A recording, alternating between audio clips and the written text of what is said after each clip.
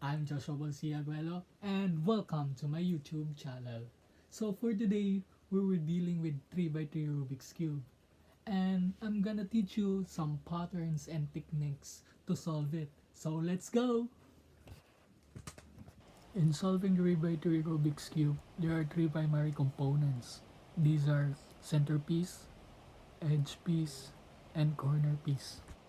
So let's get started. Dito guys, hinanap ko muna yung standard base which is the color white.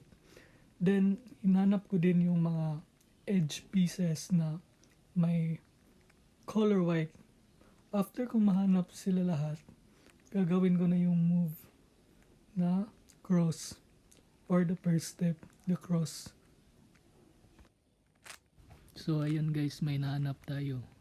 Tsaka i-align na lang natin ito. Yun. Same process lang guys, gawin nyo no. Pagkatapos mahanap nyo, i-align nyo yan. Ayun, blue tsaka white. Paulit-ulit lang.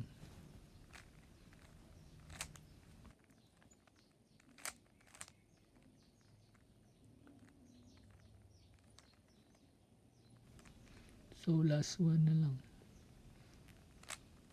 Yun. Hanap na natin. Ilagay na lang natin ito. Yun, nakagawa na tayo ng perfect cross. The first step.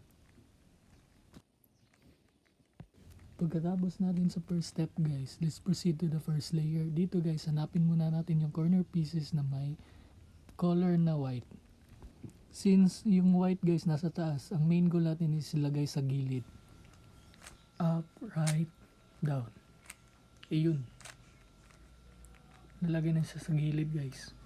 Ilagay natin sa corresponding color. Pag nahanap nyo to na pattern guys, at saka yung top niya is malapit sa corresponding niya color, gawin nyo lang to na move.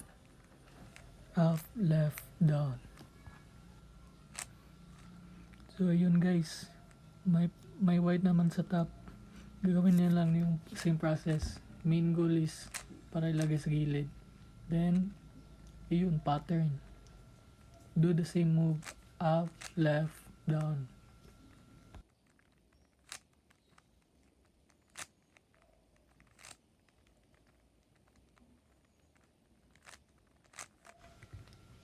Ayun, nabuo na natin yung first layer guys. Now, we can proceed to the second layer. So sa second layer guys, ang main goal dito is dapat yung corresponding color ay walang color yellow. Just like this guys, ilagay yung color sa corresponding color. So ito guys, ganyan. At saka guys, pag nalagay na, harap ka sa taas, which is color red siya, gagawin natin is move opposite. Left, up, right, down. Then harap tayo sa white, which is right, up, left, down. So ayun guys, ganun ang move. So hanap tayo ulit. So green and red. So move opposite. Right, up, left, down. So harap sa white, left, up, right, down. So same process lang guys. Left, up, right, down. Harap sa white, left, up, right, down. So same process lang guys. So ayun. Last one. So orange. Move away. Right, up, left, down. Harap sa white, left, up, right, down. So, nabuo na natin yung second layer guys. Next is the yellow top. So, dito guys, hanapin natin yung pinakamaraming yellow at saka gawin to na move. Face, up, left, down, right, face, pababa.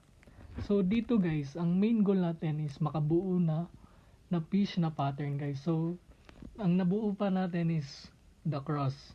So, ang gagawin natin na move dito guys is up, right, up, left, down, right, down. So, ayun guys, nakabuo tayo ng tank. Tank na front yung yellow niya. So, gagawin natin is gagawin yung fish. Up, right, up, left, down, right, down. So ayun guys, na-come up na natin yung fish na pattern. So ganyan ang itsura ng fish na pattern guys. So we can proceed now. Dito sa fish pattern guys, same move lang. Up, right, up, left, down, right, down. So ayun guys, nabuo na natin yung yellow sa top. So ang next gagawin natin is, ilagay yung color red sa corresponding color niya. After natin malagay guys, gagawin natin yung 13 moves.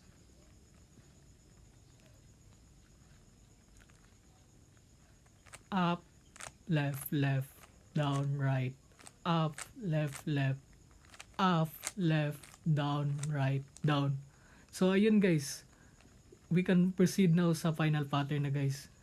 Kailangan dito guys is, harap ka sa orange, face dalawa, tsaka hanapin nyo yung color blue, tsaka ilagay niya sa corresponding color.